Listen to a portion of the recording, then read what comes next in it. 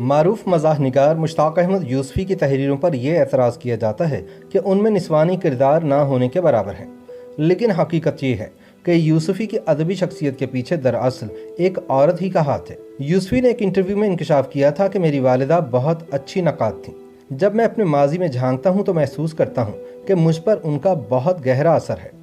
غالباً انہی کی حصہ مزاح، گہرے مشاہدے اور تلون مزاجی کا اثر ان کے بیٹے پر ہوا اور وہ ملک کی نامور ادبی شخصیت بن کر ابھرے۔ ابن انشا نے بجا فرمایا ہے کہ یوسفی کے ہاں مزاح واقعاتی یا سانحاتی نہیں ہے بلکہ گفتگو اور تبصرے کا ہے۔ شستگی اس مزاج کا جوہر ہے۔ اگر مزاحیہ ادب کے دور حاضر کو ہم کسی نام سے منسوب کر سکتے ہیں تو وہ یوسفی ہی کا نام ہے۔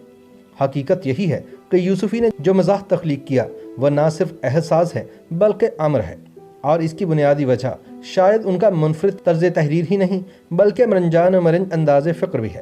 ڈاکٹر ظہیر فتح پوری مشتاق یوسفی کی کتاب خاکم بدہن کے بارے میں کہہ گئے ہیں کہ یہ اردو کی زندہ رہنے والی کتابوں میں سے ہے اور ہم اردو مزاح کے عہد یوسفی میں جی رہے ہیں۔ حقیقت یہی ہے کہ مشتاق احمد یوسفی نے جو مزاح تخلیق کیا وہ نہ صرف احساس ہے بلکہ امر ہے، تاہم اس کا کریڈٹ یوسفی کی والدہ کو جاتا ہے۔ مشتاق احمد یوسفی کے اجداد موجودہ خیبر پختونخوا سے غیر منقسم ہندوستان گئے تھے اور وہاں راجستھان میں بونیر کے پشتون نواب محمد امیر خان کی ریاست ٹونک میں جا بسے۔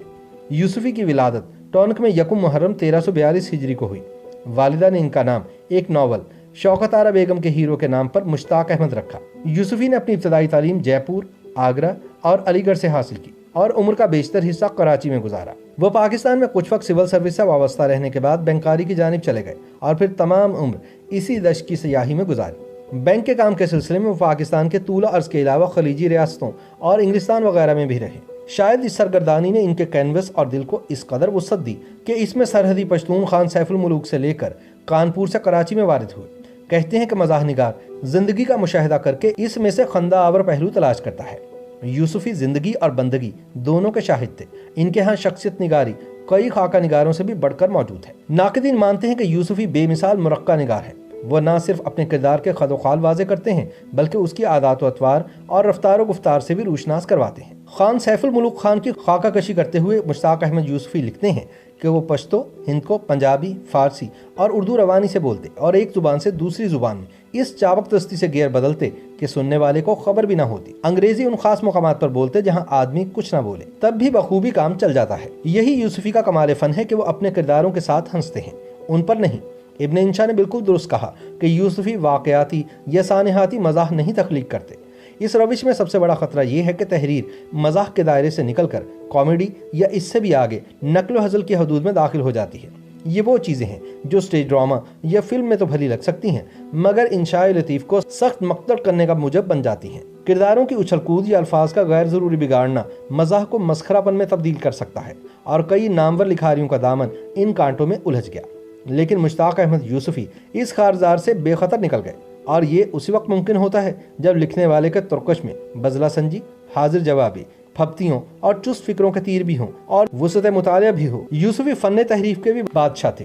ان کے ہاں اشعار اور مصروں میں تصرف اور تحریف پھلجھڑیوں کی طرح ورق در ورق پھوٹتے چلے جاتے ہیں۔ کئی مقامات پر تو وہ اصل مصرع یا شعر انگوٹھی میں نقینے کی مانند جڑ دیتے ہیں۔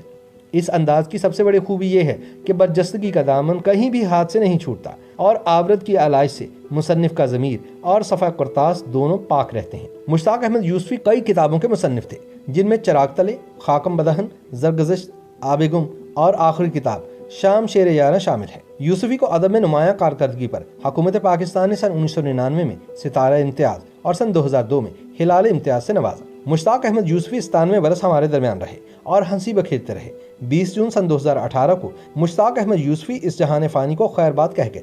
انہوں نے بھرپور زندگی گزاری، جن سے ملے اس کے چہرے پر مسکراہٹ بکھیری، جس محفل میں بیٹھے اسے زعفران زار بنا دیا۔ ان کا وجود ایک تحفہ تھا متفکر اور پریشان دلوں کے لیے۔ ان کی کتابیں ہمیں یقیناً ان کے عدم وجود کا احساس نہیں ہونے دیں گی۔ YouTube پر گوگلی نیوز دیکھنے کے لیے youtube.com کی سرچ بار میں googly news T V type کریں۔ گوگلی نیوز کے پیج پر سرخ رنگ کے سبسکرپشن والے بٹن پر کلک کرنا نہ بھولیے۔ YouTube پیج پر اپلوڈ ہونے والی ویڈیوز سے باخبر رہنے کے لیے بیل آئیکن پر کلک کیجیے۔ آپ کو ہر نئی ویڈیو کے بارے میں نوٹیفیکیشن موصول ہو جائے گا۔